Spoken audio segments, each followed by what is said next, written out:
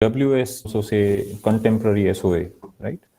We have started the discussion on message exchange patterns from last time. So I'll be continuing with that. The next topic is service activity. So whenever you want to execute a complex business task, right? Suppose we have seen the example of that accounting, right? So when accounting process or when account service wants to validate an invoice, it first has to call the vendor profile service, and then vendor profile service calls the again account service for the response, and then you will be calling the ledger service for updating the database. Fine. So in that case, can we say that multiple activities are participating in one activity? Multiple services are participating in one activity. Can we say that? What is our activity over there? Activity is account management, right? Account management is our activity. But for that, we are having participation between multiple activities. Fine. So this is the concept of service activity. Let us look at the definition first.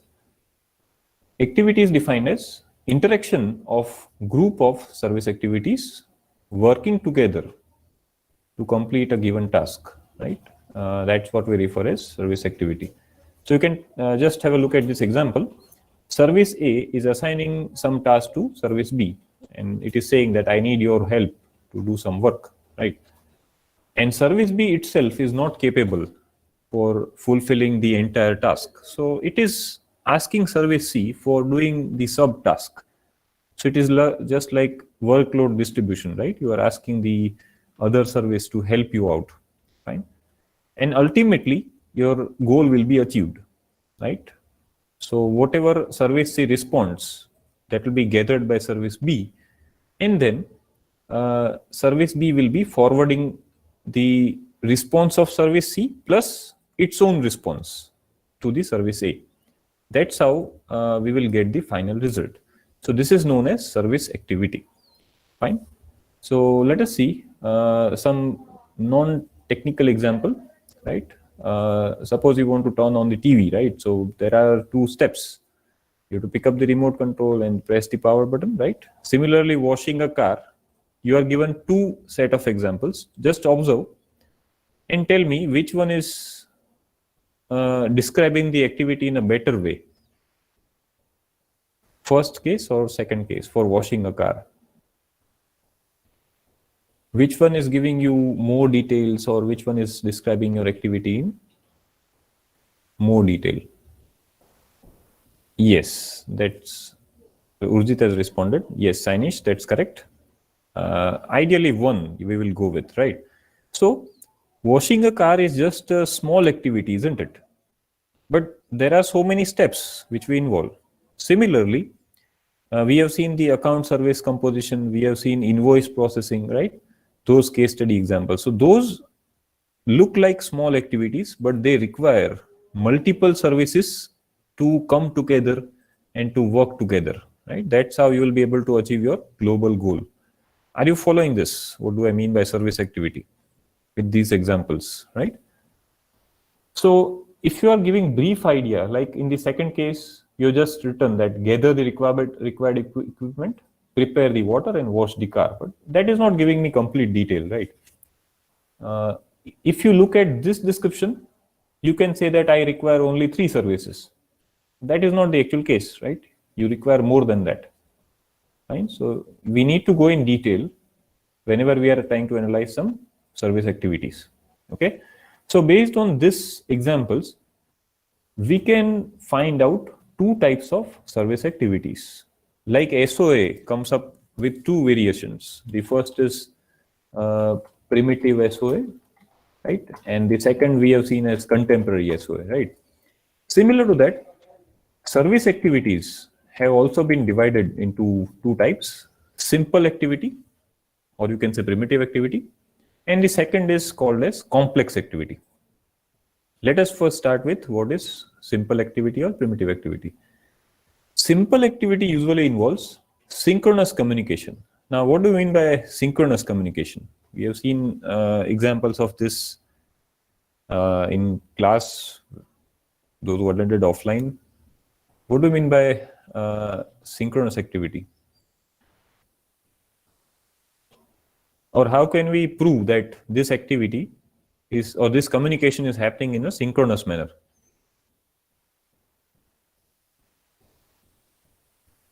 The answer is there in the first paragraph itself. If you can look at that. Yes, anyone? That's correct, Dev. Synchronous means you are sending a request and you are waiting for the response, right?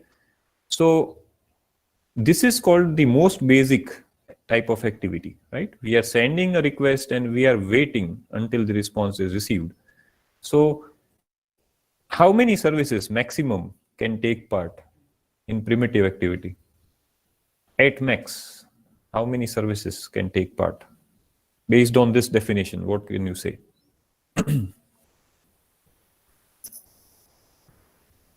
One or two? Yes, it has to be two, Ronak, right? Because it is request and response. So you are sending a request to the service and then you are getting a response. Yes, right. Okay. So primitive activity defines the interaction between maximum two web services. Okay. And we will rely on request and response kind of message exchange pattern. Fine. Another property of primitive MEP is, or sorry, primitive activity is, they are short lived, right? Because see, once you get your response, your task will be done. Once you get your response, your task is over. So that is called short lived activity. Fine. But can I say the same about that account service composition, where account service is calling the vendor profile and then account is calling the ledger service, and finally account is responding to the invoice service? Can I say that that is a request response kind of behavior? That entire situation? Account calling vendor profile, account calling ledger, and so on. Can I say that that is just a primitive activity, or it is a collection of multiple primitive activities? What can you say about that? Is the question clear? Yes, yes. It is a collection, right? So that is why we don't call that as a primitive activity, but we define that as a complex activity, right? We define that as a complex activity. That is the next category which we are having. So let us first look at the example of primitive activity. In primitive activity, we have only two services. There is a service requester, there is a service provider, and you can see the boundary, right? That describes that this is a primitive activity, right? Because there is a request and response kind of message exchange pattern, and there are only two services. Okay. So what is complex MEP, right? Complex activity, in other words. Complex activity, on the other hand, can involve many services and many MEPs. Remember, right? It is not necessary that all the services that are part of your complex activity will always be having request response. Sometimes you would also have fire and forget. Yes or no? Are you getting the question? Are you getting the concept over here? Right? Sometimes, whenever you are having communication between multiple services, it is going to be fire and forget kind of MEP, or it may also be broadcast or multicast. Do you remember those concepts from last class? Fire and forget is one-way operation, right? And what is broadcast? Sending it to all the receivers, right? All potential receivers. While multicast means we are sending it to a group of receivers, right? So complex activity can involve multiple services and multiple message exchange patterns. So not only request response, understand this, right? That collaborate for multiple steps over a long period of time. So if you are asked the difference between primitive and complex activity, what is the difference with respect to time? Primitive activities are going to last very short, right? While complex activities are going to be time taking. Is that difference clear? Because it is a complex task that you are doing, right? Is that fine to all? Yes. Okay, good. So we will be discussing more about this complex service activities once we study these two concepts, choreography and orchestration. Two more interesting concepts we'll be studying. Mostly next week, we'll be covering this choreography and orchestration. That will explain how multiple services work together to fulfill a common task, right? Okay. So let us look at the example of complex activity. So in complex activity, there can be more than two services, as we have said, right? So you might have a number of intermediary services, you might have a number of requesters, number of providers, right, in between. So that is why we call that as a complex activity. Although in this diagram, all the MEPs are shown as request response, but that is not compulsory. Right? You can also have a fire and forget in between if required. Okay, so this is just an example. Right? Don't consider this as a rule. Fine. Let us look at the example of this in our case study. So look at the boundary, right? The entire dotted line gives you the example of this activity. I don't need to explain this to you because we already discussed this a number of times, right? You submit your request to load balancer, and then load balancer forwards that to accounts, and then you are calling vendor profile and ledger, right? So can you see that there are more than one types of MEPs over here? More than one types of message exchange patterns? Can you name the types of MEPs you see in this diagram? Request response is there. That's correct. Between account and vendor profile, between account and ledger, right? Fire and forget is there between load balancer and account payable, right? And account and invoice, right? But actually, if you see the broader picture, invoice is actually submitted to account, and account is responding to that invoice. So can I say that message number 1 and message number 5 are request response in one sense? I hope you are following my point, right? Message number 1 and message number 5, because see, you are submitting the invoice, right? But intermediary service, load balancer, is catching that in between. We were intending that message to go to account payable, but it is going to load balancer because it is sitting in between. Fine. And finally, after all things are done, after we make the payment, we notify the invoice that we have made your payment, right? So actually that is request response. All of you agree with this? 1 and 5. So we can actually ignore 2 for some time, right? Yeah. Okay. Fine. So let us continue with this example. So are you clear that complex activity can also have more than one types of message exchange patterns, right? So which one is more dynamic? Primitive service activity or complex service activity? Which one is more dynamic? Primitive or complex? Based on this, can you answer that? Yes, complex is more dynamic. That's correct.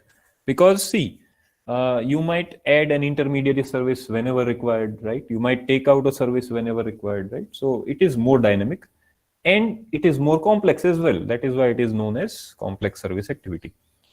So are we all clear with this? What is the difference between primitive and complex activities? Yes. Because see, we are going to cover this topic multiple times in upcoming lectures. So just remember, what do we understand by primitive activity and what do we mean by complex activity?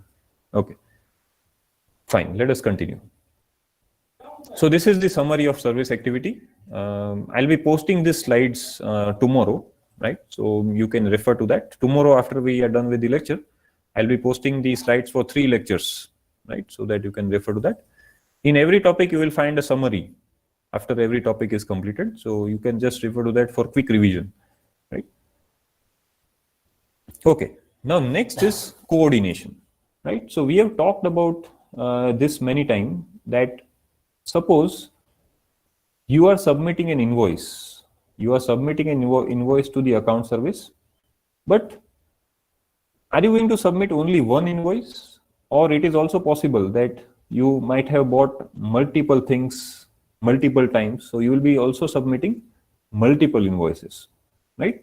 So the question is, how account service will come to know that for which invoice we are doing this processing? For which invoice we are doing this processing? What I mean by processing means, for which invoice you are validating the vendor profile, you are updating the ledger, and you are making the payment.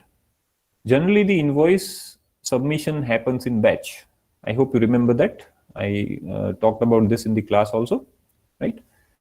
Okay. So the question is, we have to have some identifier with every invoice attached. Do you agree to this? We need to have some identifier with every invoice. Now, can we maintain that identifier in service itself, or should it be stored in the message? Should we maintain that invoice ID, let us say, or invoice number in the service, in the account service, or in the vendor profile service, or in ledger service, or on all three? Or it should be written in the SOAP message? What is better if you want to fulfill service orientation principles? Yes, it has to be written in the message, right? But it will be generated by a service, isn't it? It will be generated by a service. Okay, good. Because if you try to maintain that kind of information in your service, then your service would be stateless, stateful. Yes or no? We have discussed statelessness in detail, right? If you try to maintain these all context related information in your service itself, then your service would be more stateful. And if your service is stateful, you cannot say that it is a service oriented architecture.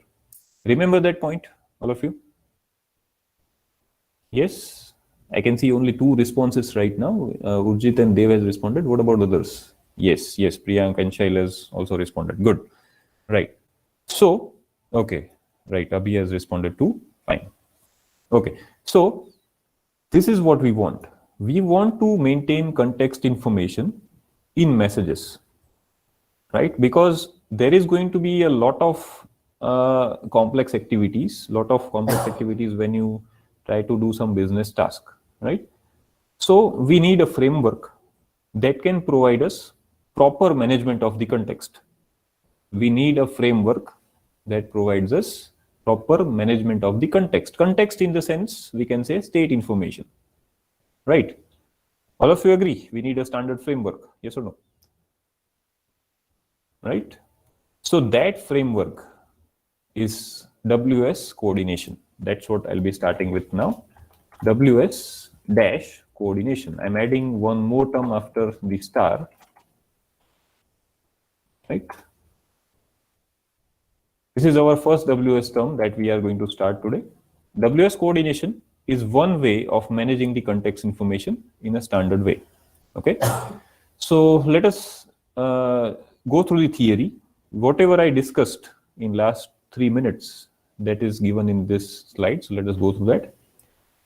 Every activity introduces a level of context. So every activity requires some context management or some management of information like invoice ID and so on, right? In the application runtime environment, right? At runtime, we have to maintain this, right? The more complex the activity is, the more context information it requires. Do you agree with this statement, which is written in quotes? Suppose you are having communication between 2 services only, right? And you are having communication between 10 services, which will require more context information, more management of context. 10 case or 2 case? Obviously 10, right? So that is why instead of writing our own logic to maintain that context, we should follow some standard framework, and that is given by WS coordination. Fine. Before we go for the detail of coordination, let us look at the complexity of context relates to what factors? Complexity of context relates to what factor? So it depends upon number of services or amount of services that participate in the activity. So as we have just said, if you are having 10 services, then it will require more information to be maintained, right? It also depends upon duration. If your service is communicating for a long period of time, then also you are producing more information, so you require more management. Do you agree with the second point also? Timeline, right? Duration is also going to affect the amount of information you have to manage, right? Okay. Third, the frequency with which the nature of activity changes. So how dynamic your activity is, right? Is it changing at runtime, right? If it is changing paths at runtime, then also you require more information, yes or no? Once the intermediary service receives your request, then you decide where that message is going to go, right? So that is what we call as nature of activity is changing, right? You might take path A or you might take path B or path C. Yes or no? Do you agree with this? Right? So if your activity is more dynamic, you will require more management, more context management, right? Last point is very important. Whether or not multiple instances of activity can concurrently exist. You will be studying about this instancing and concurrency. Has that started in PMJSO's portion yet? Instancing and concurrency? WCF? No, then it will be starting very soon, right? So you will be studying that you can create multiple instances of same service, and it is always beneficial, right? Rather than creating a different service, it's good to create just an object of that service. Yes or no? That will reduce your overhead. Do you agree with that? Right? So to support multiple clients, instead of creating multiple services, what we should do is create multiple instances of that service, right? But as you increase number of instances, what is going to be the effect on context management? What is going to be the effect on context management? As you increase number of instances, load will increase. That's correct. That means you have to manage more information, right? So are you clear? These are the 4 factors that affect the amount of context information that we have to manage. All of you are clear with this, right? See, this is all about concepts, right? When you will implement, you will realize this actually, right? And in WCF, you will be studying this concept. So you will be trying to relate that, right? How to do this instancing, how to manage concurrency, all those things sir will be covering, right? Okay. So let us now look at the definition of coordination.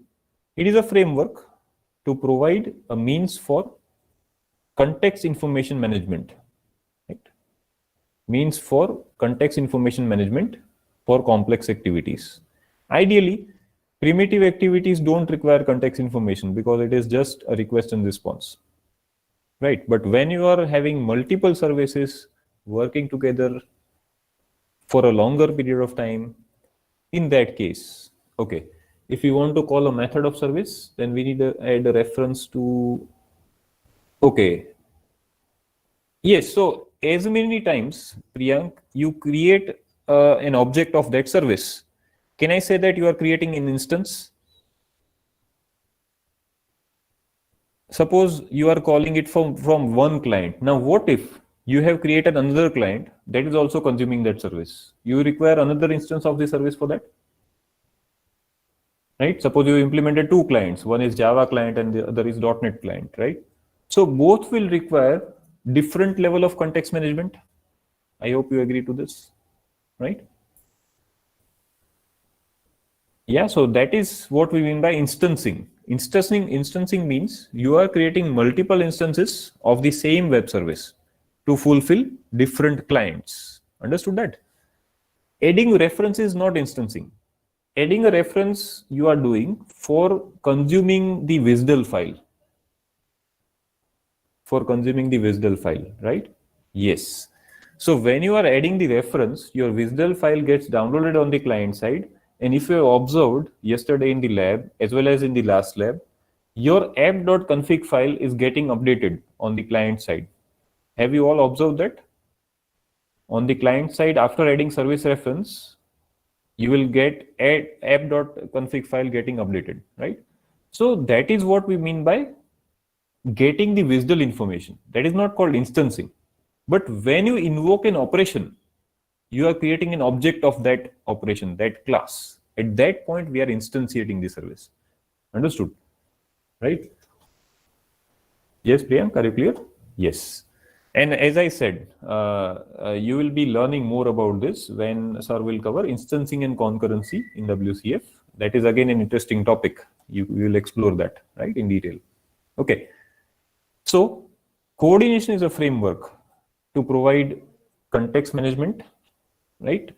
It manages the context in three ways. First is management. That means you can create a context, right? You can share that context with other services. Management has two aspects, creation and sharing. Preserving the context. That means you will make sure that context information is stored properly so that everyone, whenever context information is required by someone, some service, you can share it, right? And more importantly, it should be updated from time to time. Because as I said, as you are having complex activity, initially the context information will be very less. Suppose you require only invoice ID. But later on, when you forward that invoice to some other services, with invoice ID, you require some extra fields to be added. Are you getting what I'm trying to discuss, right? Only invoice ID might not be sufficient to maintain. You might require extra fields to be added to that information. Yes or no? Right? So can I say that this is called updation of my context information? Updation of context information? Yes. So that is more important. How do we manage updation, right, in a standard way? So that is given by WS coordination. Okay, so the goal of coordination is to manage the context. Management involves creation and sharing. Preserving the context, that means save it properly so that you can share it whenever required, and update whenever required, right? As long as you are in the activity, context information can be updated without having any issues. Okay. So this is a classical example of, you can say, WS coordination. If you look at WS coordination in a broader sense, you are going to have 4 major services, right? Why I'm saying 4 major services? Because you will require one service that is called coordinator, right? Because coordinator service will be just like a supervisor. It will make sure that whatever activity is going on is happening properly, and everyone is sharing the context information properly whenever required. Update is also being made properly whenever required, right? So coordinator service will be just like a supervisor, right? Understood the first role, first service of this framework? You can read this last arrow. You can easily understand that, right? What coordinator is telling the other services? I tell you what to do and when to do it. Understood this? Yes or no? We need a manager kind of service, right? You can also say that this is kind of workflow management. Yes, Urjit, in one sense, right? You can say it is manager of service, correct. Fine. It is also having a worker kind of service, which is known as registration service, that you can see in this diagram. Registration service plays, you can say, an intermediary role. What it is going to provide to the services is, it will give the rule set. Suppose you want to take part in some complex activity. So what are the rules you have to follow? Those rules and the list of rules will be shared by the registration service to others, right? And they will, or you can say, registration service allows service B and service C to become participants. Because see, whenever you take part in some activity, you have to first become a participant, right?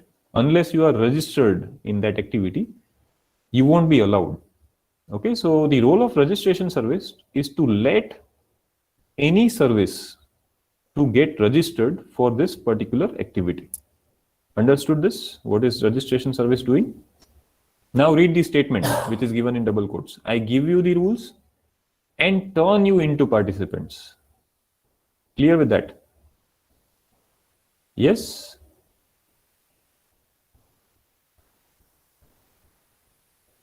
Yeah, okay. What about others?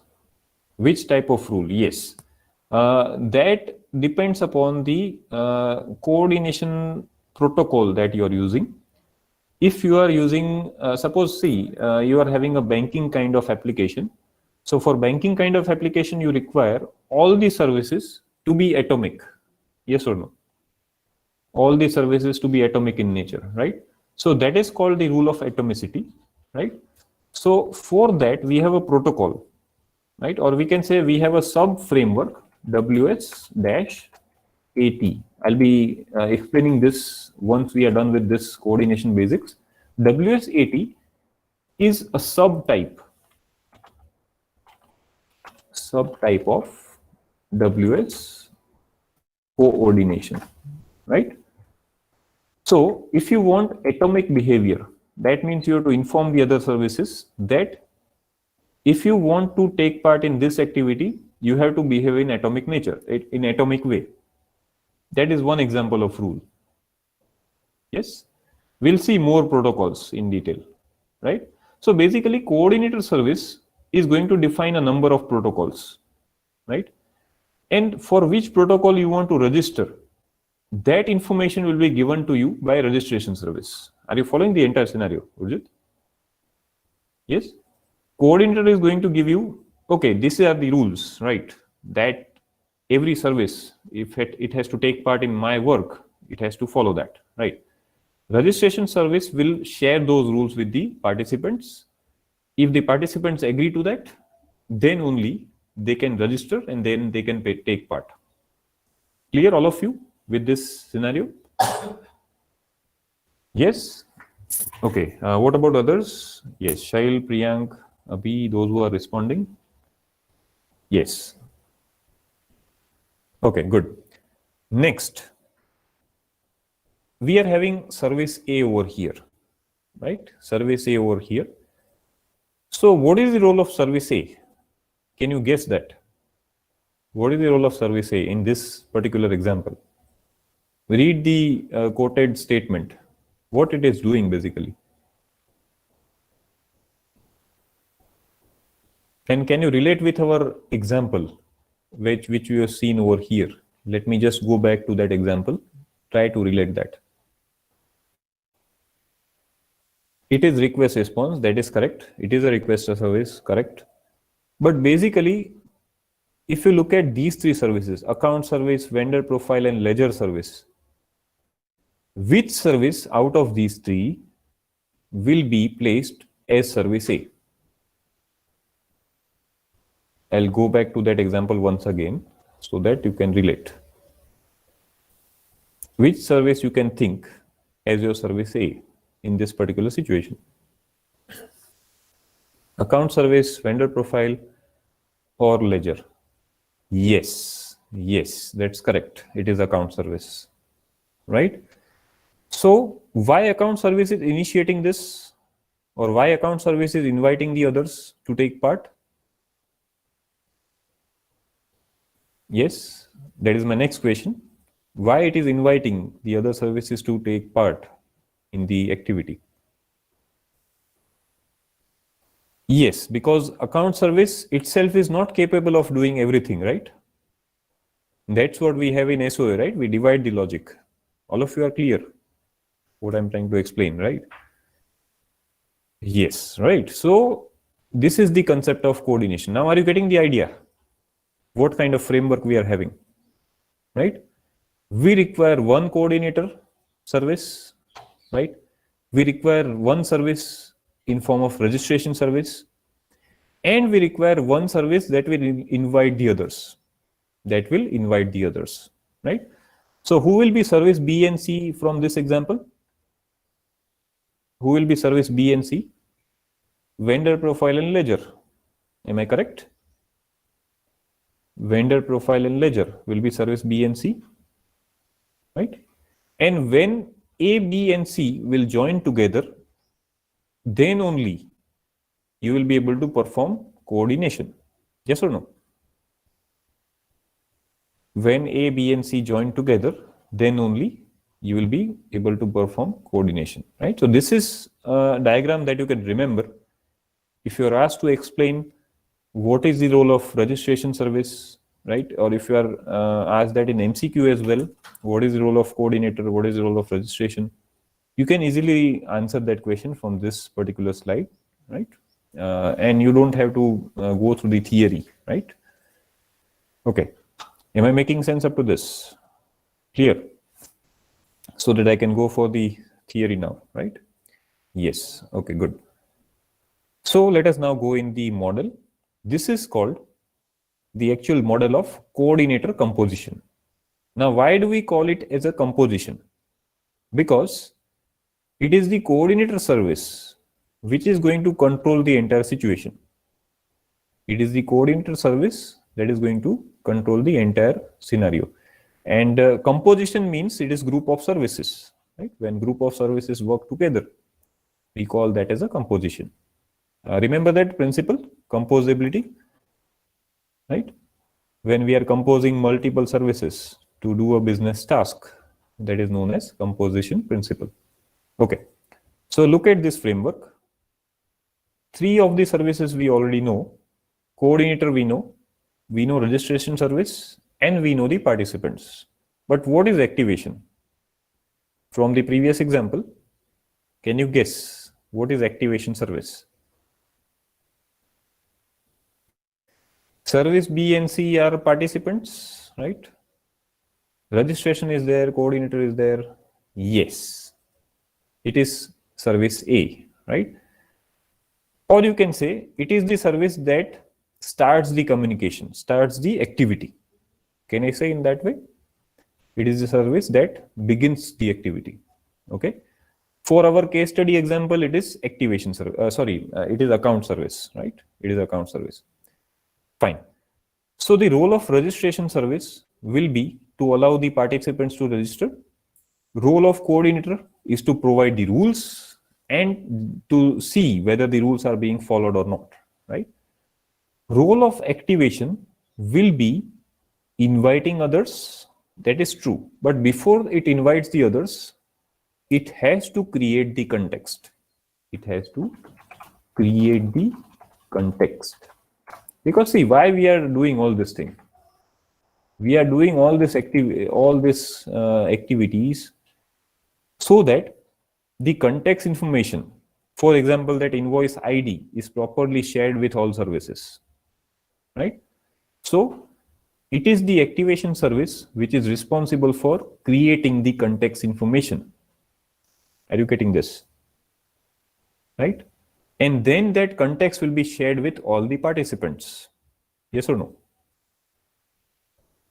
Yeah, clear with the model? I'll define each and every service, don't worry, right? I'm just going through the case study right now. Okay, fine. Now, let us look at the definitions, right? So, activation service is responsible for creation of the new context. New context means because you are just starting with an activity. So, you are handling one invoice at a time, let us say. You are handling one invoice at a time. So, with every message that you send, the invoice ID should be appended. Do you agree or not? With every message that you send, the invoice ID should be appended, because then only the other service will know that which invoice we are handling at present. Yes or no? Are you getting this idea? Yeah.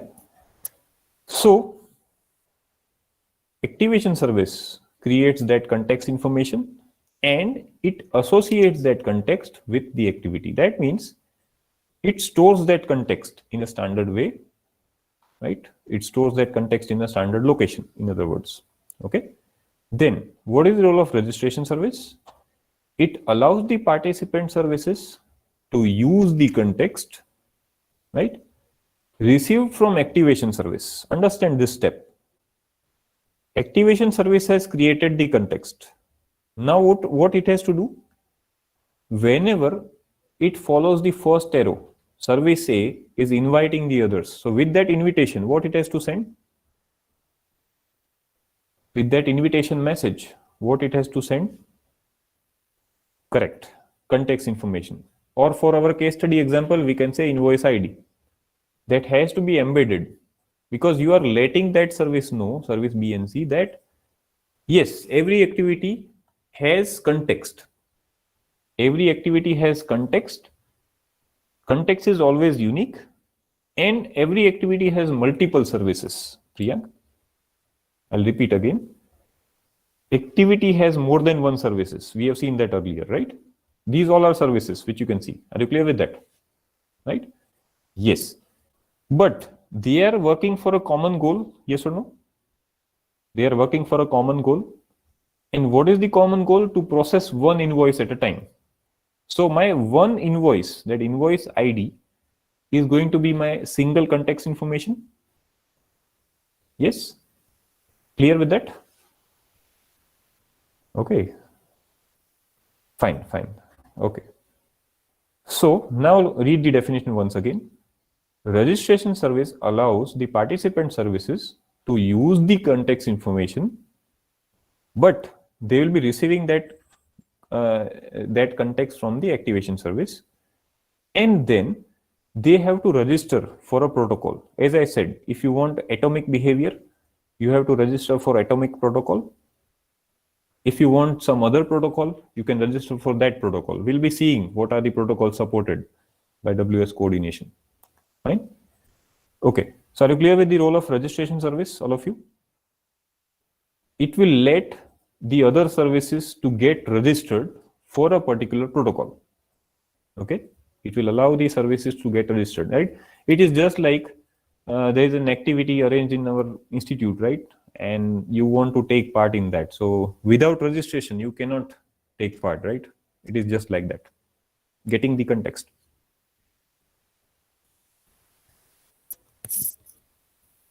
Okay, fine. I hope you are clear. Let us continue. Next is coordinator.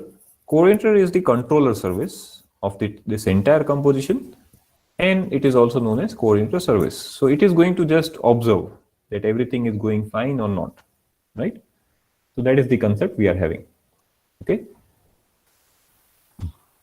Now, every coordinator is based on coordination type. As I told you earlier, coordinator has two types. One of them I told you as WSAT. AT stands for WS atomic transaction. And the other is WSBA, that is known as business activity. Right? So there are two types of coordinator services which this framework supports. Right? One of the type is atomic transaction. If you want your entire scenario to be atomic, then you will be using WS atomic transaction coordinator. If you want your scenario to be following, let us say, business activity, right? Business activity means what? That you will be defining multiple business rules, right? Let us say I'm defining two rules, rule number 1 and rule number 2, right? If, let us say, you are having multiple plants, right? Suppose I can give you a simple example. If it is going to rain, right, you will take the umbrella. If it is not going to rain, you will go without umbrella, right? So can I say that depending upon situation, I'm going to take multiple, or you can say one path at a time. Depending upon situation, I'll be choosing my path. That is what we mean by business rules. In business rules, there are multiple paths that you can take. Yes, business logic. That's correct, Urjit. Right? Business logic has multiple ways of execution. Depending upon current situation, you will either take one path or you will go to the other path. Yes or no? Right? So when you have such kind of behavior, that you can change your execution path depending upon the situation, that is called business activity, right? So we'll be discussing this more about in next class as well, that is tomorrow. WSBA and WSAT both will be covering tomorrow in detail. So you'll be more clear. I'm just giving you an overview, right? So coordinator can be of two types, and it depends upon the nature of the logic that you are having, right? Right. So if you want atomicity, you will surely go with atomic transaction. If you have such behavior that if plan A fails, you will go with plan B. If plan B fails, you will go with plan C. In that case, you will be using WS business activity, right? Because see, in atomic transaction, we don't have plan B, right? I hope you agree. Is it a possibility that we have a plan B over there? If plan A does not go through, what you do? What you do generally? If plan A is not done successfully, what is done in general in atomic behavior? You've done that in database also, right? You roll back, right? You roll back, correct, right? But you don't switch your plan, right? But business activity says that if plan A fails, you have an option. You can go with plan B also, right? So that's why these two standards or these two coordinators are different. Are you getting the difference? Right? Atomic transaction can roll back. It has capability of rolling back the entire activity, even if one service fails. Try to understand this. Even if one service has not responded with proper output, the entire scenario will be rolled back, right? But in business activity, if one service is failing, you might have another service that might manage the task still. Okay? So this is the essence of WS coordination. We have two types of coordinators, atomic transaction and business activity. Are you all clear with that now? Basics at least. I'll be discussing detail tomorrow, right? Once we are done with these concepts. Okay. So depending upon the framework you are using, AT or BA, I'll be using short form because it's not necessary to waste time in speaking the full form right now, right? So AT is atomic transaction, BA is a business activity. Depending upon that, we have number of protocols. If you are having WS atomic transaction, then you will have a set of protocols. If you are having WSBA, you will have a set of protocols. That's what I'll be discussing again tomorrow, right? Once we are done with this basics. Okay. Now let us see what is a context. A context which is created by the activation service is known as coordination context. Okay. What are the examples of context? We have just seen one example. Invoice ID is your one example of context, right? So unique identifier that you are attaching with every SOAP message, right? That is called your context information. You might also attach expiration value. Now, why do we need expiration value? Can anyone tell me? Suppose some activity has to be finished within 15 minutes, right? So can I say that I can set that timer and that time has to be appended with every message as a context information? Are you following this? Right? So if one service has received this message and if the expiration value or expiration time has reached, it can immediately inform the coordinator that time is already over, right? So if it was doing some transaction kind of behavior, then coordinator has to roll back, isn't it? Coordinator has to roll back because we did not fulfill the time criteria, right? So this is also an example of context information. Another thing that you can embed as a context is coordinator type. That means which coordinator you are following, or you can say you belong to which coordination type. You belong to AT, that is atomic transaction, or you belong to business activity coordinator, right? Is it possible that one service can be handled by two types of coordinators, atomic transaction coordinator as well as business activity coordinator? Think about that. Is it possible? It may be, right? If it is a complex service, yes, it is possible, right? Then it can also be following the rules of atomicity. It can also be following the rules of business, right? If it is a complex activity, right? So all these things we can embed in the SOAP message, and that's what we call as a coordination context. Are you clear up to this?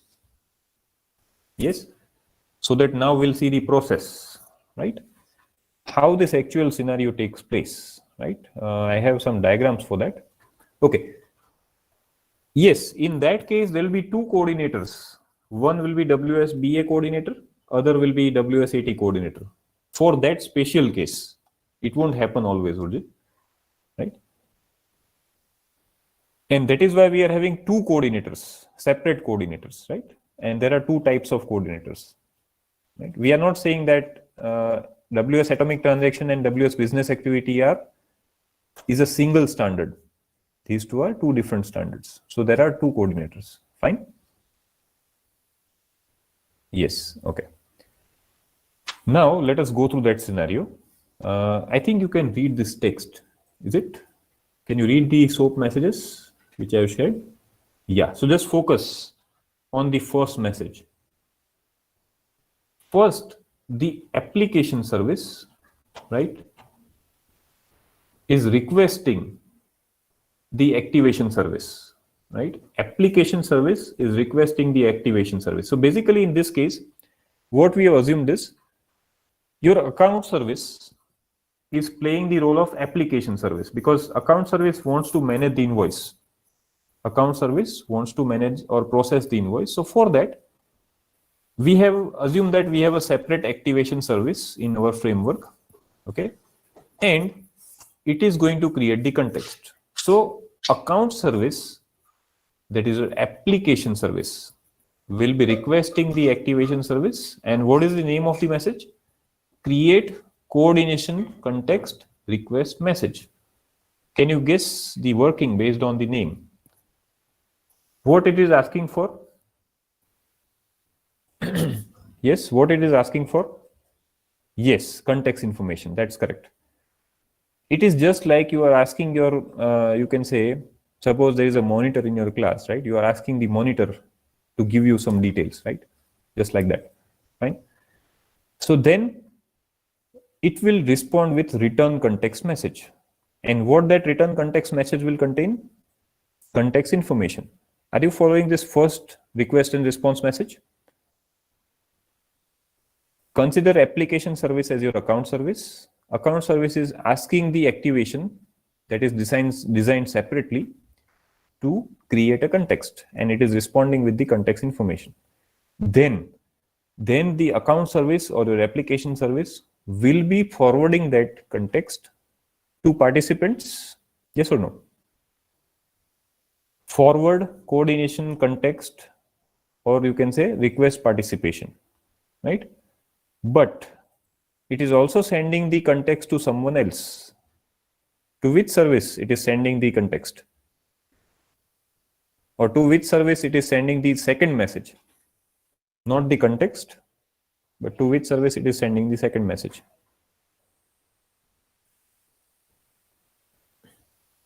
Okay, from this diagram, try to find out. Application service has 3 outgoing messages. One outgoing message is for creating the context. Yes, that's right. The second message is you are sharing that context to participants and you are inviting them to take part. Okay. Plus, account service itself also has to register or not. It is also a participant. Can I say that? Account service itself is also a participant. So it also has to participate. And for participation, what is required? For participation, what is required? We have to register, correct? And I have to send a registration request message. All of you are following up to this registration request message that is going diagonally, right, in this diagram. Okay, fine. Once you are successfully registered, see what registration service is returning. What it is returning? Can you just read the text and answer that? What it is returning in response? Return coordination service location message. Request, I want to register, let me. Yes, that's correct, Urjit. That's correct. Yeah. And every service that wants to take part has to do this step. Can you see the same process happening between participant and registration service? Participant and registration service are also doing the same thing, right? Okay. And in both the cases, you are getting the same response. What registration service will be responding with? That this is going to be your coordinator. If you have any issues, contact coordinator. It is like that. Are you following? Are you all following this? Right? It is informing, registration service is informing that now you are successfully registered for my activity and this is the address of your coordinator. You manage, or if you have any issues, you can let the coordinator know. Before this, coordinator should know. Yes, Priyank. We have not drawn coordinator over here, but we assume it is present. That's correct. All of you are clear with this diagram? I have not numbered the messages because I wanted you to discuss to understand the flow. But what will be the first message? Create coordination request message or create coordination context request message. That will be my first message. Second message will be return context message. What will be the third message? Forward context or registration request? What will be the third message? Yes, it can happen in parallel, Urjit. Correct. Right? All of you agree to that? You are sharing the context with the participants. In the same time, you are also requesting yourself to register. Yes or no? Right? So message number 3, I can number on both the arrows. Right? Which will be message number 4?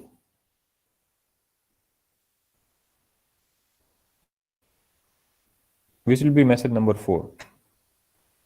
If you are trying to form a sequence, not necessary always that sequence will take place, right? But I'm just trying to form a sequence over here. Message number 4 can be registration request from the participant. Yes, that's correct, right? And message number 5 can be reply from the registration service. Can I say that? Message number 5 will be reply from the registration service, right? So you can always form a sequence, right? But not necessary that it will be followed, right?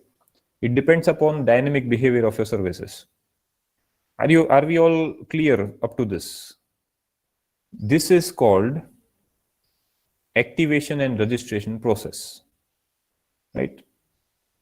I have not covered the theory of this. I have not kept the theory of this in slides, but I think you will be able to write this entire process in words. Can you do that if it is asked? If you are asked to explain that explain the activation and registration process of WS coordination framework. I'll repeat the question.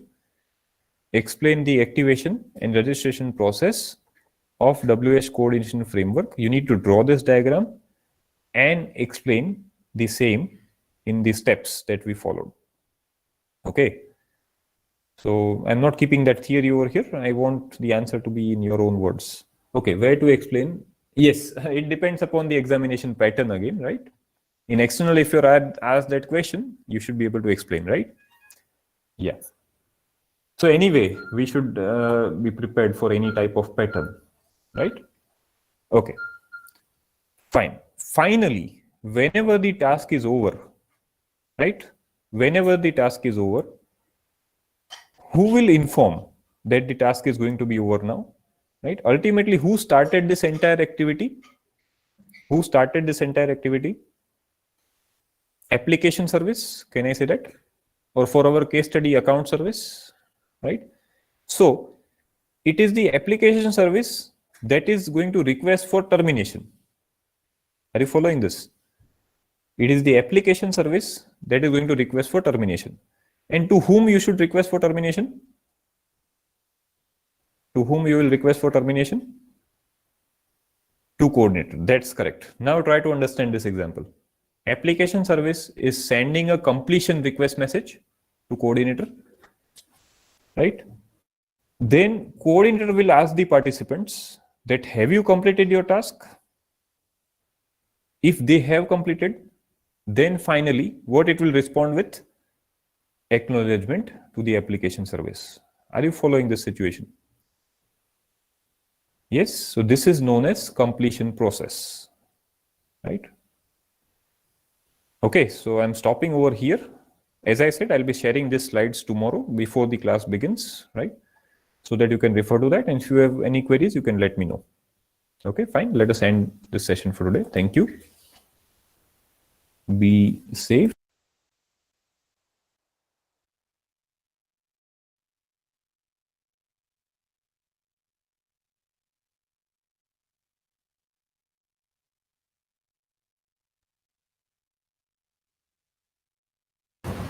Hello everyone. Can you hear me?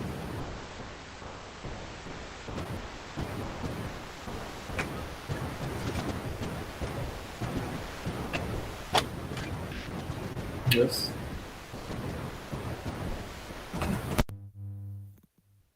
Hello. Can you hear me?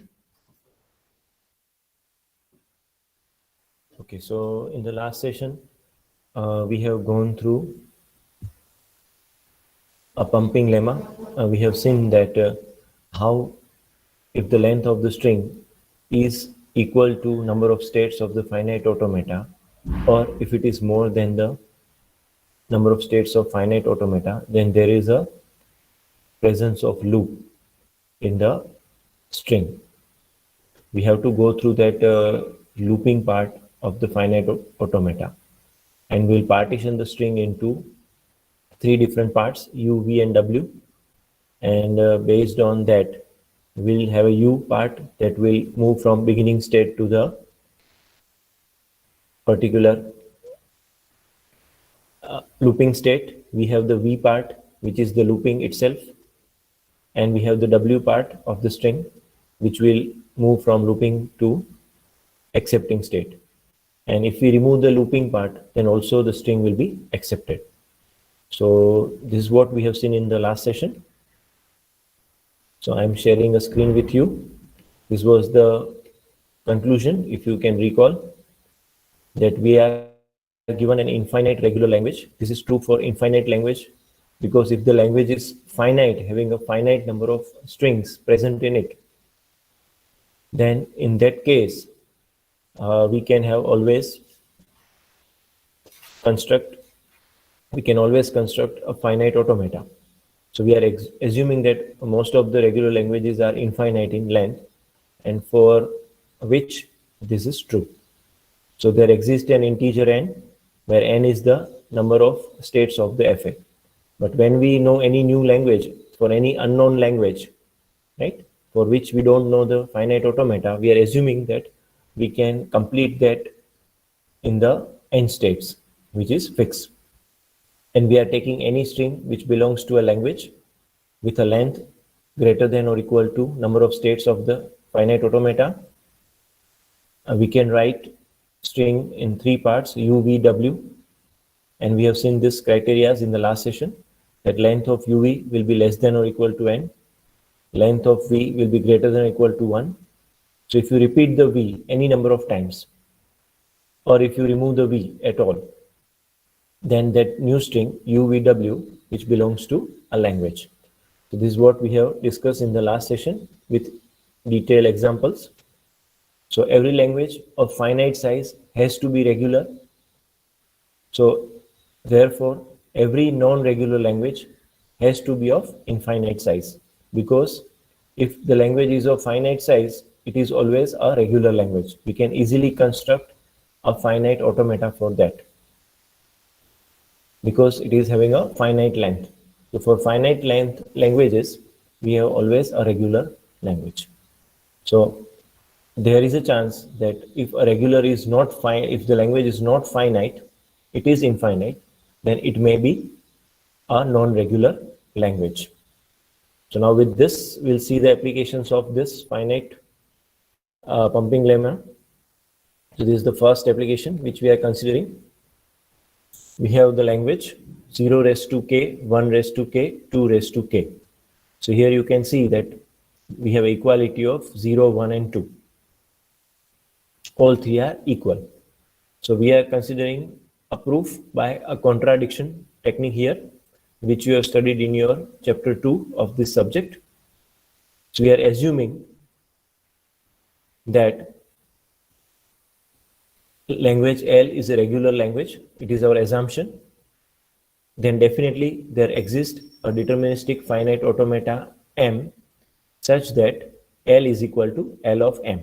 That means there exists one machine M which only accepts the valid strings of the language, and it will not accept any invalid strings.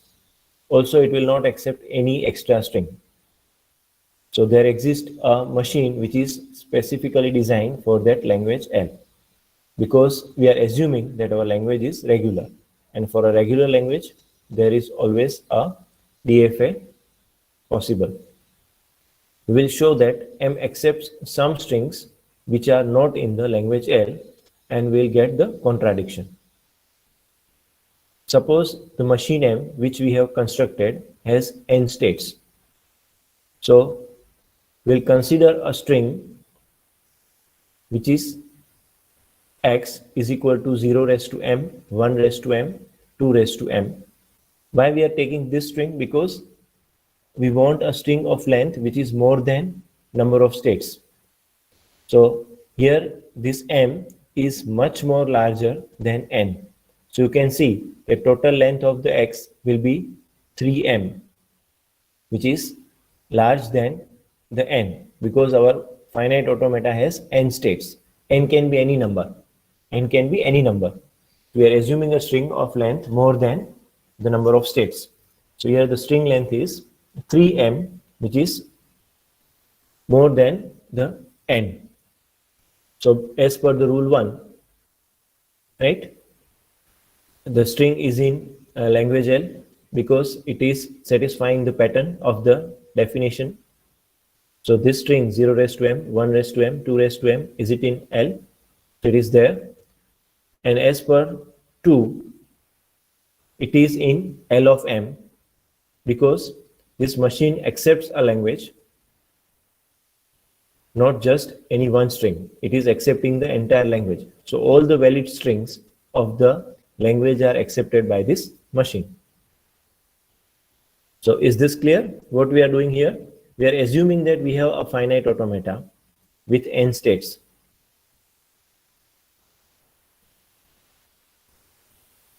Okay, what is the difference between regular and non-regular language? So that is what we'll see, that for a non-regular language, we cannot have a finite automata possible. As we have seen in the previous lecture, a palindrome is a non-regular language. We have infinite distinguishable strings for that language. So it is not possible to construct a finite automata. So it is a non-regular language. Clear? Similarly, here using this pumping lemma will prove the same thing, that this language is not a regular language. Since length of x is equal to m, which is greater than n, as per the pumping lemma, we can partition this string UVW into 3 parts. We'll partition this string into 3 parts, U, V, and W, such that length of UV is less than or equal to n, length of V should be greater than or equal to 1. Then as per the pumping lemma, if it is a regular language, then U V raised to IW is in L of M for all I greater than or equal to 0. Because if our language is a regular language, then if we repeat the V any number of times, if we repeat the V part any number of times, then the string U V raised to IW belongs to language. Right? Here our string is 0 raised to M, 1 raised to M, 2 raised to M. So now what is the rule? That if we repeat the V, so that U V raised to IW belongs to L. So it is a regular language. So here we are partitioning this string into 3 different parts. we are taking the UV as 0 raised to m. We are taking the UV as 0 raised to m. So V will be 0 raised to j for some j greater than or equal to 1. Because we are taking UV as 0 raised to m. We are taking the UV from the first part 0 raised to m. So V will be some 0 raised to j, where j greater than or equal to 1. So now if we repeat this V more number of times, we can get 0 raised to m plus Cj. Right? We are taking 0 raised to m plus Cj. That means we are repeating the V C times. We are repeating the V C times. That's why we are getting 0 raised to m plus 0 raised to plus Cj, because it is equal to 0 raised to m into 0 raised to Cj. Is it clear? So we are repeating the 0 raised to j C times. We have this pattern 0 raised to m, then we have a 0 raised to Cj. So that means we are repeating the j, we are repeating the V 0 raised to j C times here. We are repeating this 0 raised to j, which is equal to V C times, because that is what the pumping lemma tells, that if you repeat this V any number of times, then U V raised to IW also belongs to a language. So now when we do this, what will happen? We'll get this pattern 0 raised to m plus Cj, 1 raised to m, 2 raised to m, and this is not in the language. This pattern is not in the language. It is not a valid pattern as per the language. The reason is it is breaking the equality of 0, 1 and 2. It is breaking the equality of 0, 1 and 2. So there is a contradiction. If the language was a regular language, which we are assuming, then this pattern 0 raised to m plus Cj, 1 raised to m and 2 raised to m belongs to the language. So it is similar to any another proof, right, of contradiction. Whatever proofs you have gone through in contradiction, this is similar to that. Yes, any query in this? Are you getting this proof? What we have done? We have taken one, we are assuming that our language is a regular language. So there is a machine for it, which is L of M, which is accepting the language L. And that machine has n states. So we are taking one string, which is of length more than n, So we cannot take a pattern like 0, 1, 2 or 0, 0, 1, 1, 2, 2. This is not valid because it has a fixed length. Right? I cannot take x equal to 0, 0, 1, 1, 2, 2. Is invalid. Why it is invalid? Because our length of the x must be greater than n. So n means the number of states of the FA. So we cannot take this as x as a fixed value. We have to take in terms of some variable. So that's why we are taking 0 raised to m, 1 raised to m, 2 raised to m. And m is more than n.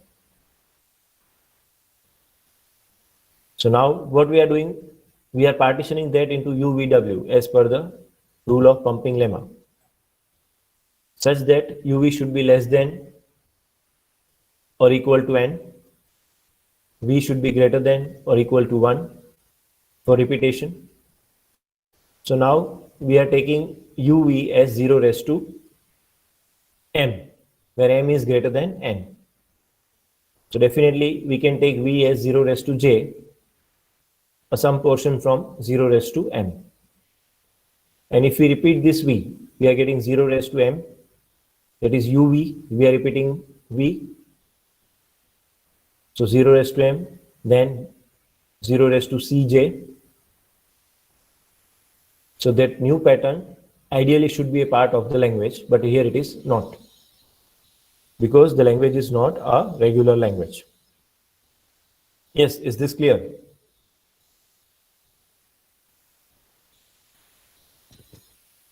If you have any query, you can write down in the chat window.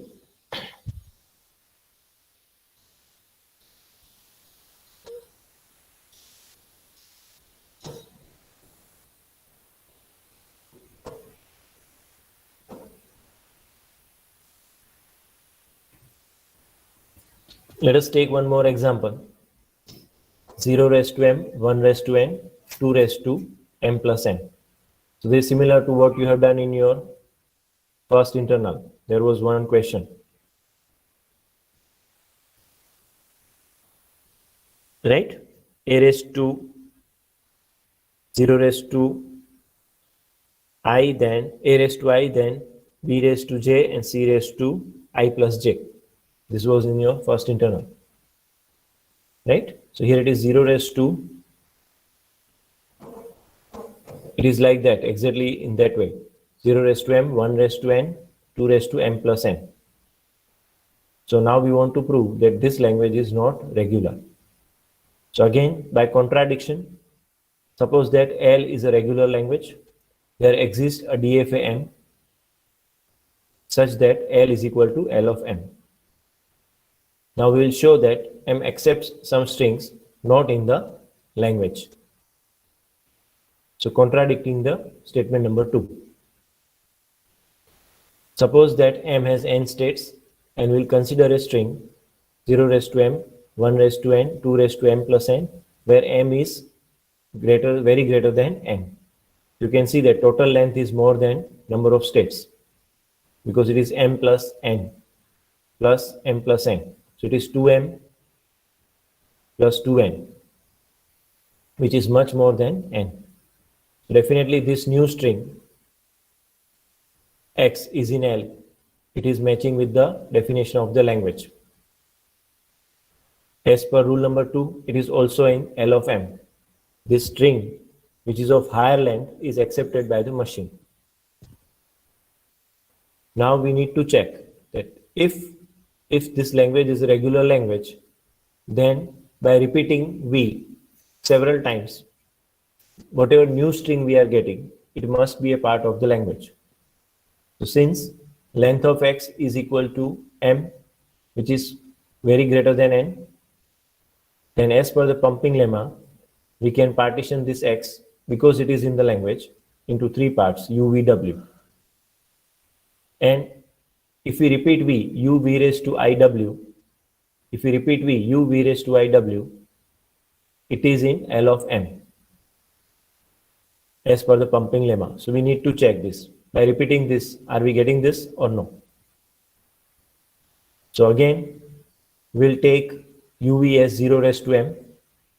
We'll take uv as 0 raised to m. So we'll take v as 0 raised to j for some j greater than or equal to 1. So now, if we write u v raised to iw, we are getting 0 raised to m plus cj, 1 raised to m, 2 raised to m plus n. We are getting this pattern by repeating v, which is equal to 0 raised to j, c times. So we are getting 0 raised to m plus cj, 1 raised to m, 2 raised to m plus n. Now, what we are doing, we are pumping the v as many times. So we are pumping here c times. And that string is in L of m. But this string is not in the language L. Right? This string is not in the language L because it is again getting a pattern which is not valid. The number of 2 will be equal to number of zeros plus 1. So here it is not true. So we are getting a contradiction. Here we are getting a contradiction. Yes, is this clear?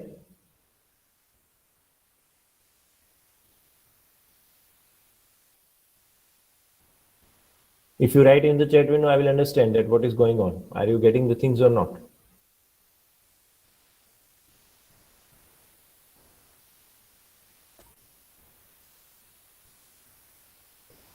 Also, remember one more thing, that this pumping lemma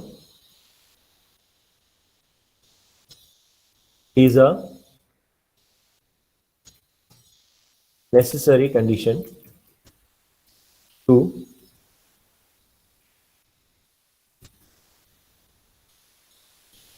prove that language is not regular. it is not a sufficient condition.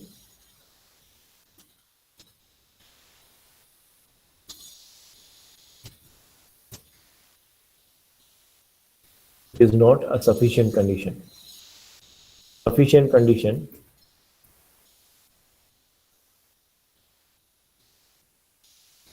is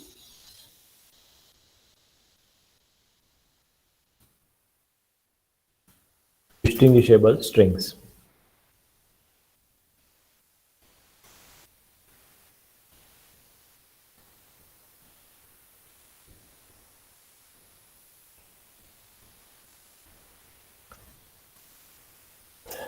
Okay, what is pumping lemma? Pumping lemma is that if you partition the string x into u, v, w, then original string we are assuming that it is in the language. So if you repeat the v part of that string, so the substring of x, that is the v. If you repeat v, then that new string should be in the language. But we are getting the contradiction. So what about others? Only few students are writing in the chat window.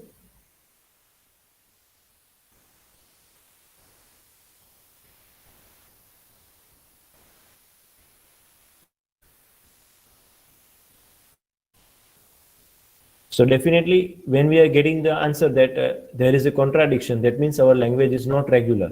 As our language is not regular, we cannot construct a finite automata for it.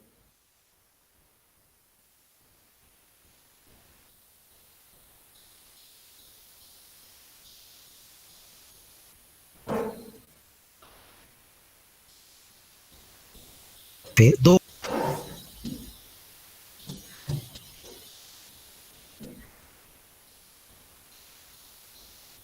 Yes, what we are doing, that if our language is a regular language, then we are getting the string UVW, and if you repeat V, still that new pattern is in the language.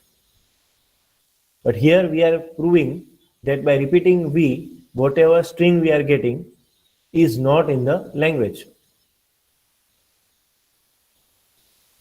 So that means it is not a regular language. What the pumping lemma tells us, that if you partition the string x into UVW, and if our language is a regular language, then we can repeat V any number of times. We repeat V any number of times, and that pattern UVW should be accepted by the machine. But here we are getting that our string, after repeating V, is not belonging to a language, so it is not accepted by the machine LM. That means it is not a regular language. Right? We are getting in both the cases that we are getting a string pattern by repeating V, that is 0 raised to m plus Cj. Right? So that pattern is not valid as per the language. So that means it is not accepted by the finite automata. So that means it is not a regular language. If the language was a regular language, then we are getting this pattern u v raised to iw, which belongs to a language.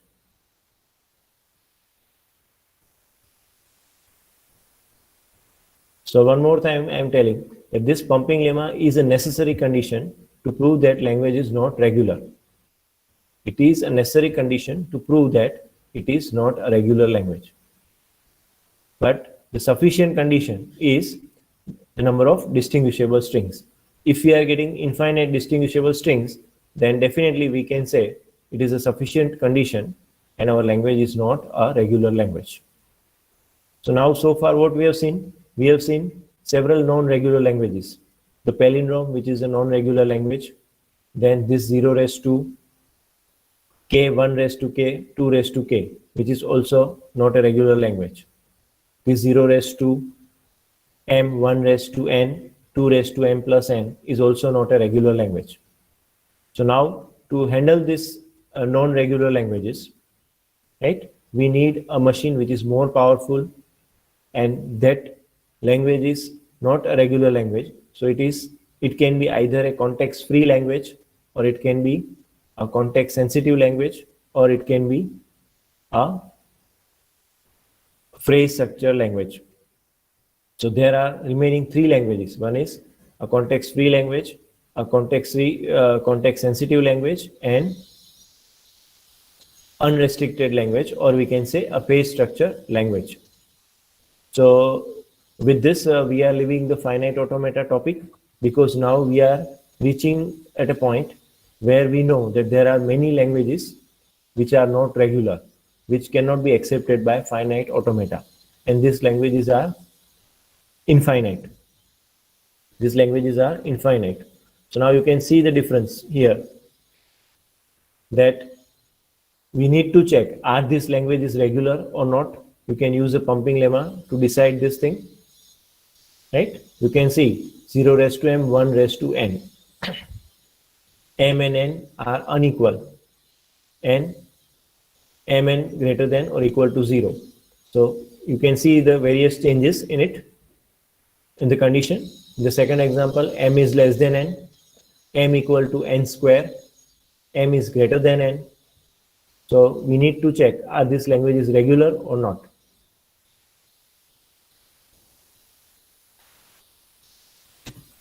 So what we have learned so far, that a raised to n, b raised to n, where a and b are equal, is a non-regular language, but L star, language L, having a star, b star, we have a and b any number of times, it is a regular language. It is a regular language. You can see the difference. When a and b are independent of each other, when a and b are independent of each other, a star, b star, it is a regular language.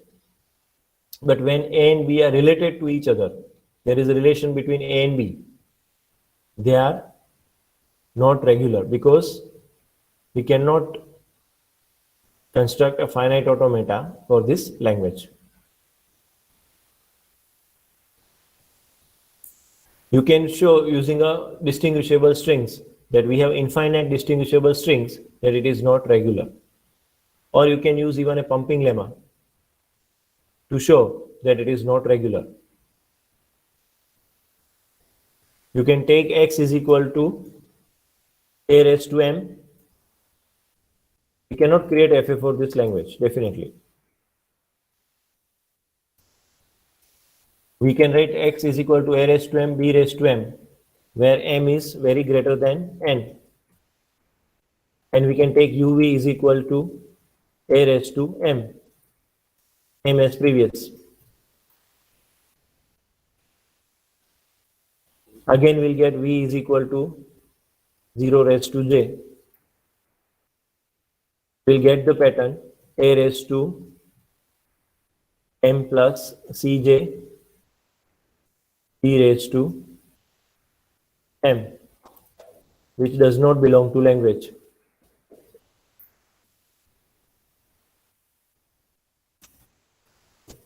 Because there is an inequality of a and b.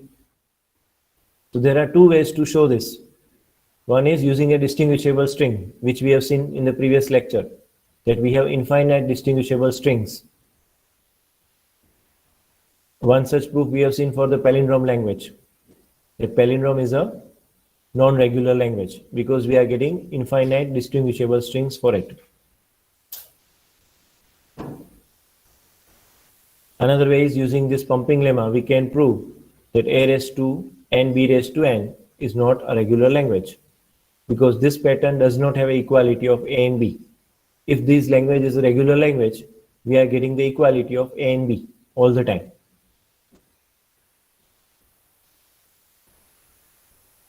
By repeating the v.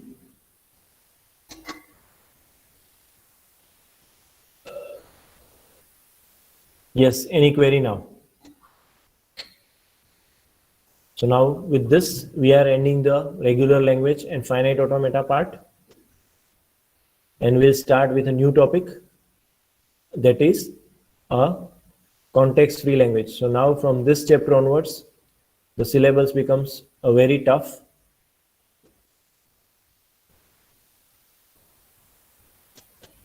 So now from this chapter onwards, the things becomes complex.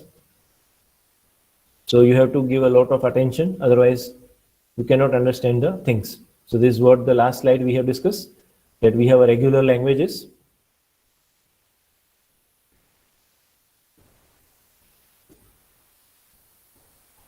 how we can show that regular language is a non-regular language. This is a way to check that given language is a non-regular language. This distinguishable strings and pumping lemma are the techniques through which you can check that given language is not a regular language. I cannot show a regular language as a non-regular language, obviously. If the language is regular, how I can prove that it is a non-regular language?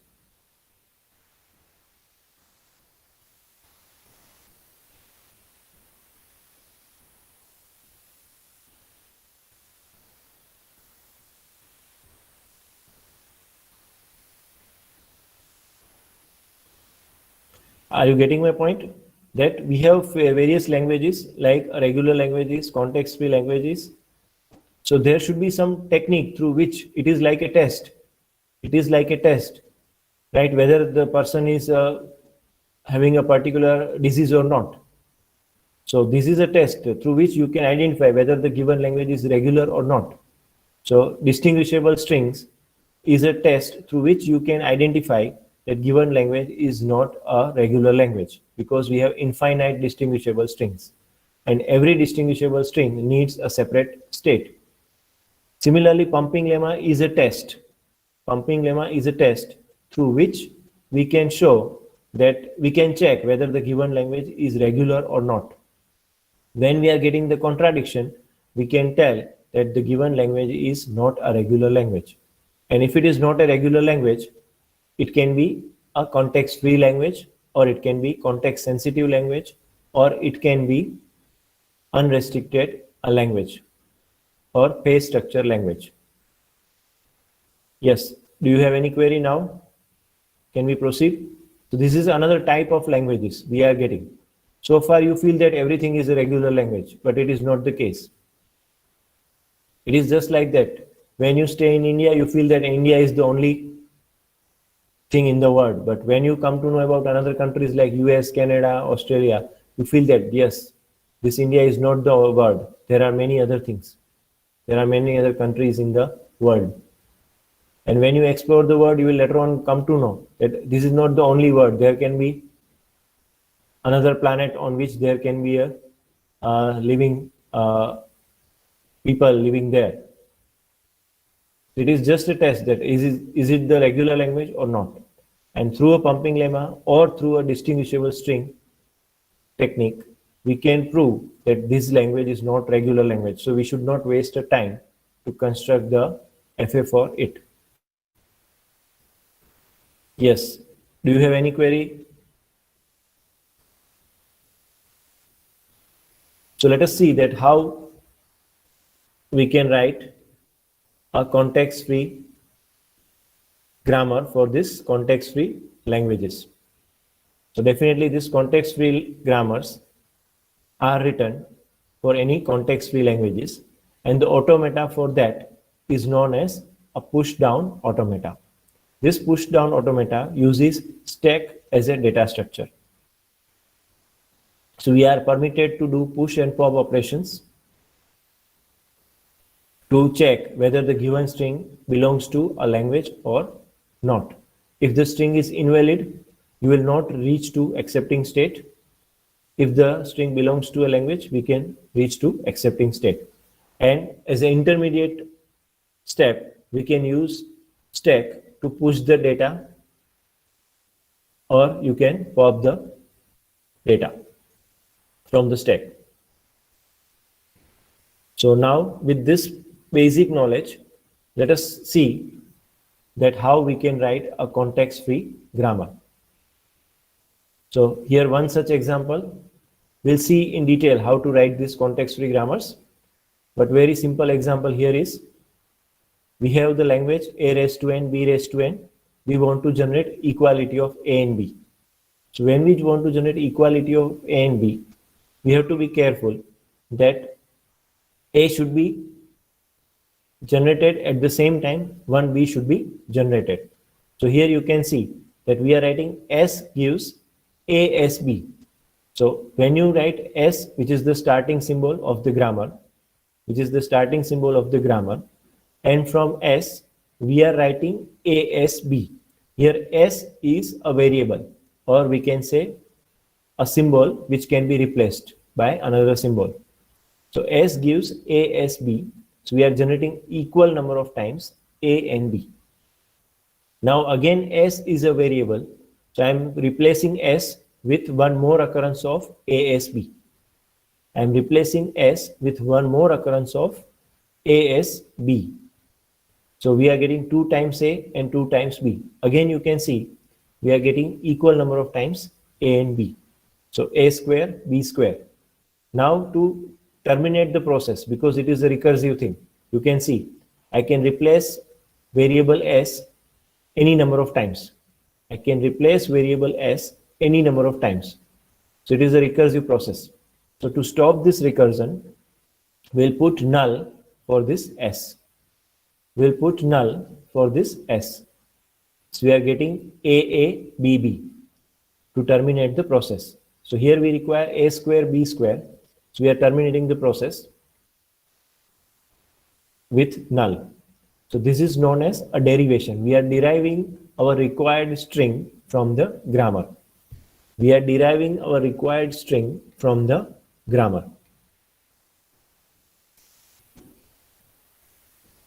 Okay, so you may feel that can we write S as this? Is this valid? Can we write grammar S equal to ABS? Here also we have equality of A and B. Or can I write grammar S? Here also we have equality of A and B. So now the problem is if I write like this,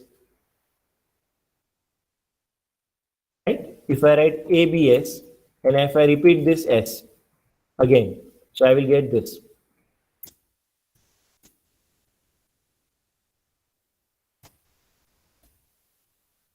it clear?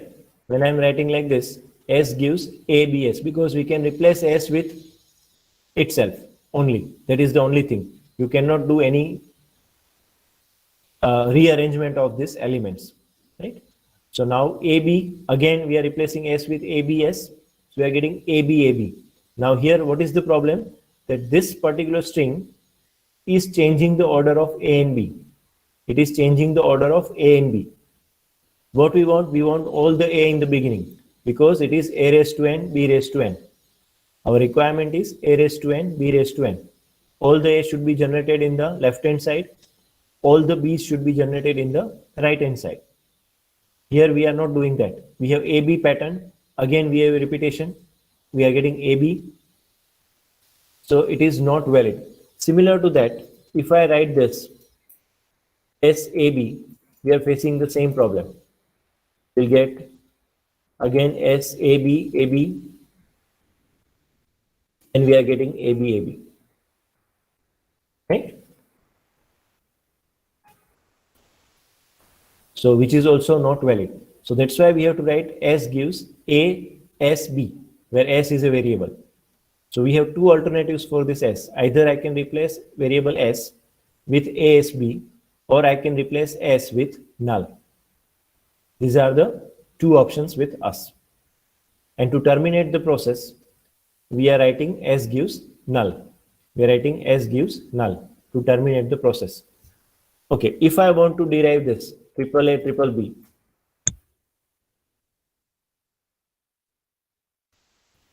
yes, what yes has given, it is correct, right? That if we want to repeat AB whole raised to N, then we can write like this, right? As per the chat window, it is correct. So AB raised to N is the correct way, right? Correct language for the grammar which is in the chat window. Okay, now if we want to generate this triple A, triple B, or if I want to derive this, it is a derivation. Step by step, we are doing a derivation. We are deriving the string. So what will be the steps as per the actual grammar? Can you write in the chat window? If I want to derive triple A, triple B.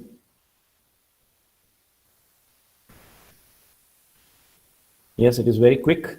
S gives ASB, then we are repeating S one more time, ASB. We are repeating third time, so we are getting triple A, triple B, and finally we'll get null. So to terminate the process. Okay, so that is the correct derivation. So here you can see the same thing. It is in this slide also. We are deriving this string. Okay.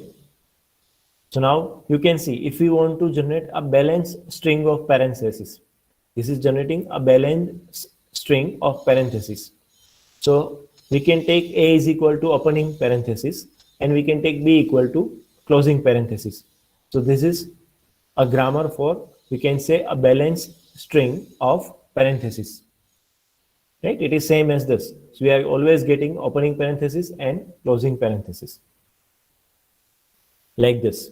If we replace A with opening parenthesis and B with closing parenthesis.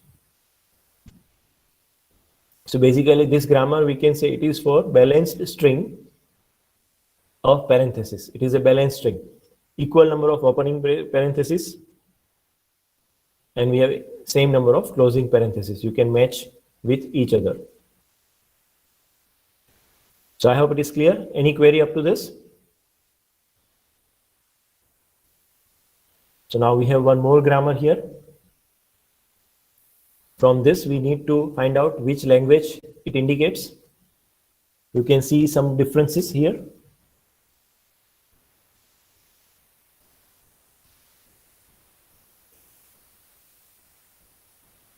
Yes, there is something in the chat window. No, that no is for.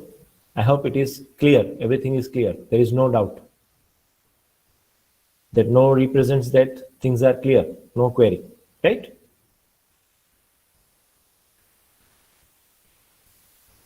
Yes, I think yes is telling no. That means things are clear. There is no query.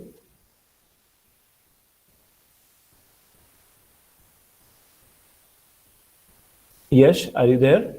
You have written no just before a minute. So I think it indicates there is no query. We can proceed.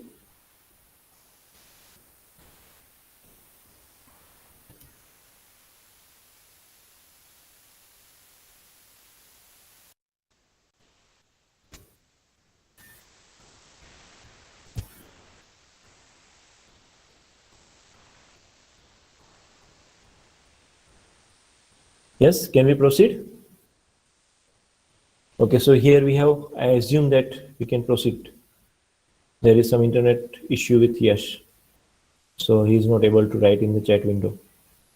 Okay, so here we have one more example for a grammar. S gives ASA. So here when you observe this, you can see that we are producing A on both the sides. We are producing A on both the sides of S. And similarly, we are producing B on both the sides of S. So to understand which language this grammar represents, to understand this language which is represented by the grammar, we need to derive some strings. We cannot take a decision, we cannot conclude without deriving some patterns from it. So here you can see one such example is there. I have variable S. I am replacing with ASA. I am replacing with ASA. Then I have a variable S. So I have three alternatives to use for S. So I am writing using the second alternative and I am replacing S. So we are getting A, B, S, B, A. Now to terminate the process, A, B, B, A, because we are replacing S with null. We are replacing S with null. So we are getting the pattern A, B, B, A. So definitely it is a palindrome, but it is of a specific type. Let us have one more example here. We have S which gives us ASA. Now I am replacing the variable S with BSB. So we are getting ABS, BA. Again, I am replacing S with ASA. So we are getting ABA, S, ABA. Now I am putting null for this S. So we are getting ABA, ABA. So again, it is a palindrome. It is definitely returning a palindrome. So what about this? Can we get this?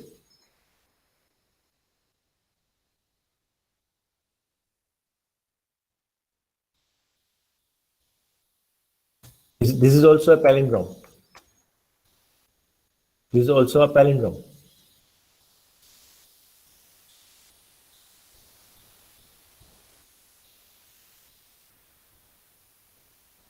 So what we are getting here, we are getting a palindrome definitely, but it is of a particular limited type.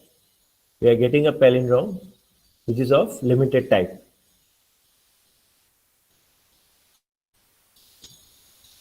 So we are getting a palindrome W, W reverse.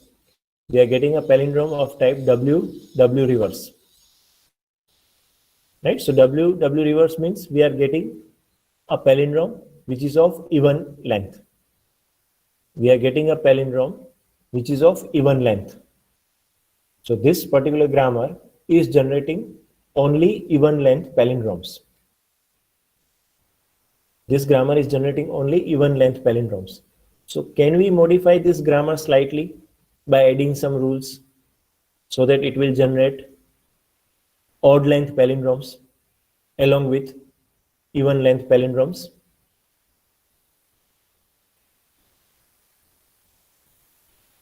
Suppose I want to generate this pattern in this grammar. What changes I have to do?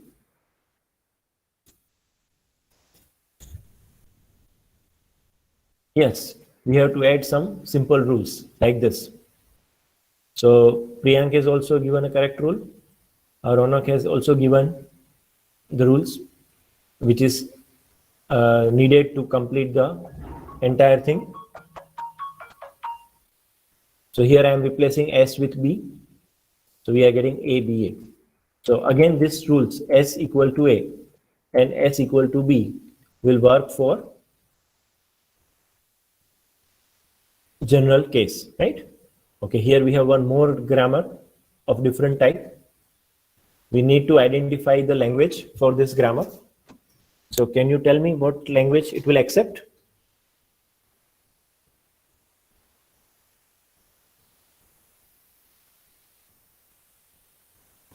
Here grammar is given. You can derive some strings from this grammar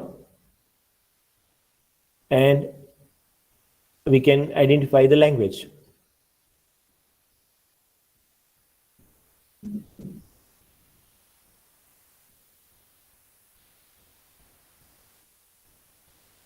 So you have time. You can spend 1 or 2 minutes and you can give me the answer. But what kind of language is represented by this given grammar?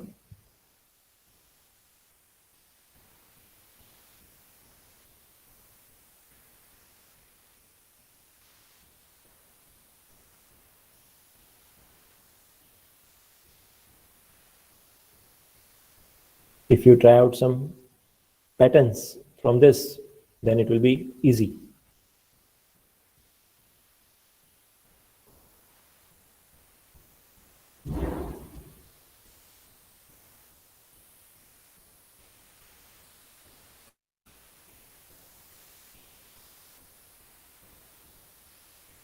Yes, anyone who can write the answer. If you try 3-4 strings, you can easily identify the language.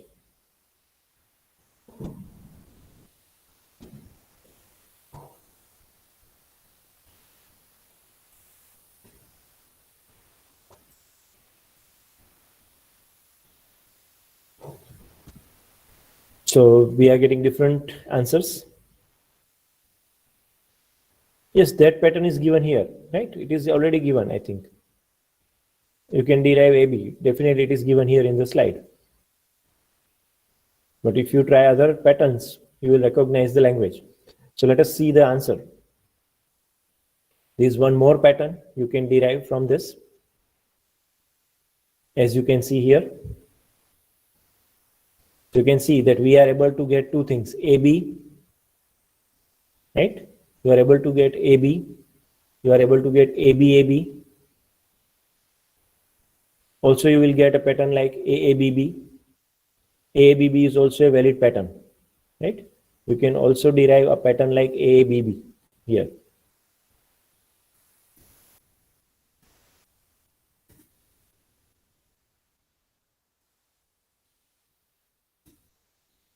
We can derive like this. From S, we'll get ASB. From that, again, I will write ASB, B, and then I can put null. Like this. So we have this kind of patterns, AB, ABAB, AABB, right? So let us see what kind of language it represents.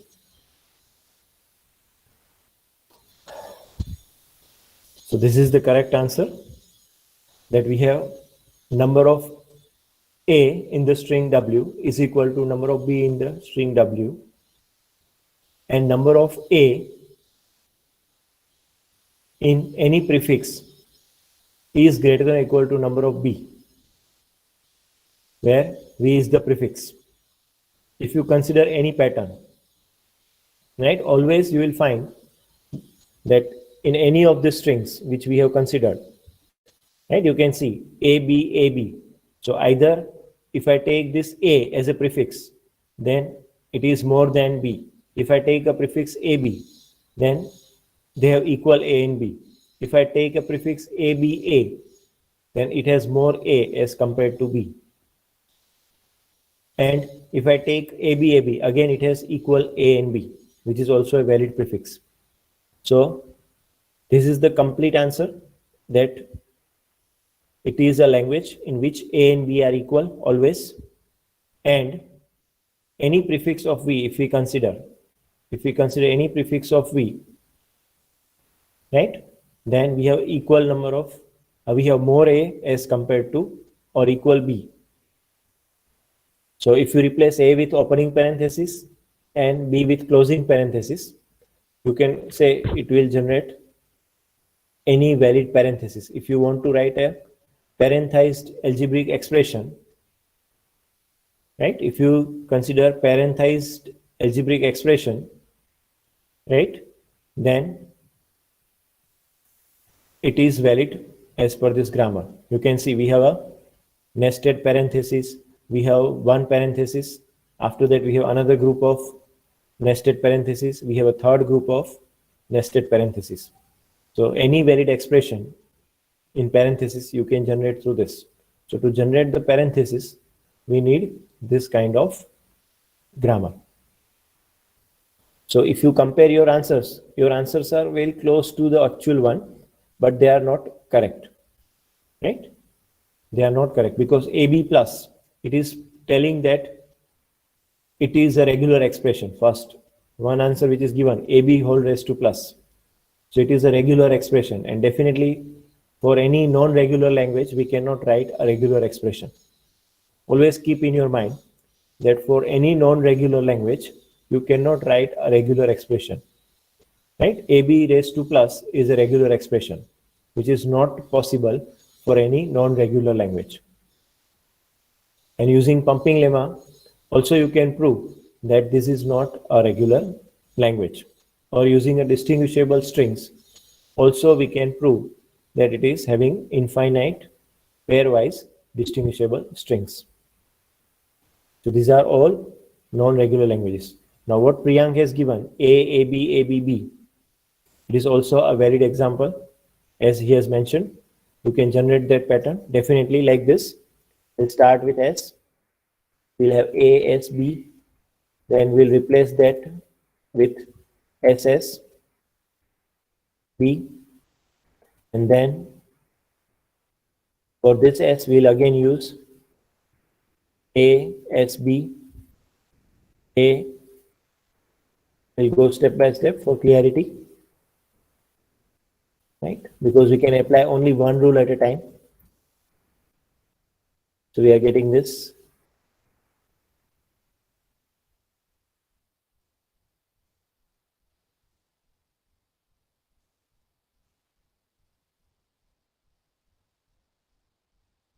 This is how we are able to derive this pattern.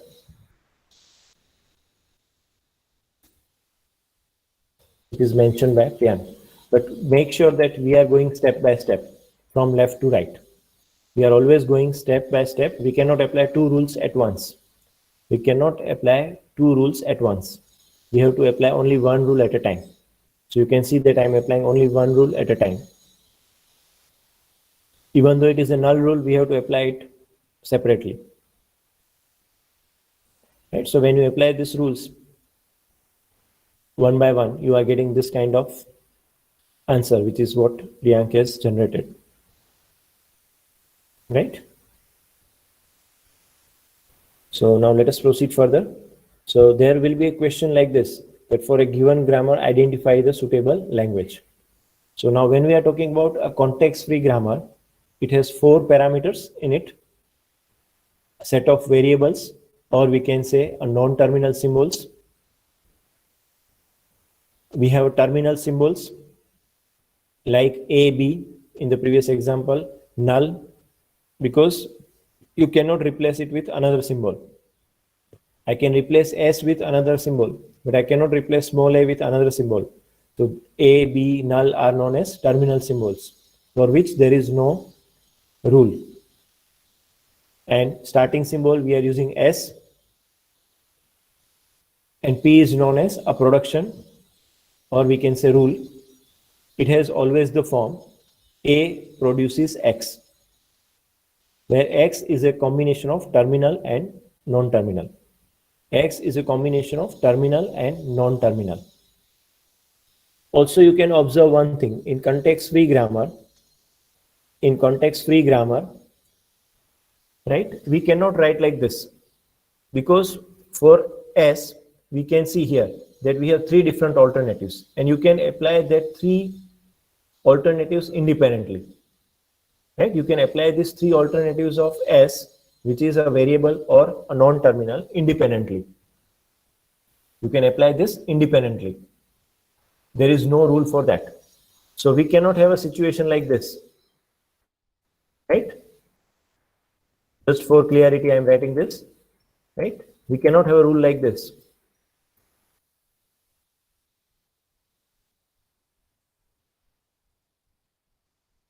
So this grammar is not a context-free grammar, because here there is a rule that when S is surrounded by A on the left-hand side, when S is surrounded by A on the left-hand side, we have to replace S with M. When S is surrounded by B on the left-hand side, we have to replace S with N. So this grammar is known as context-sensitive grammar, because it depends on the context.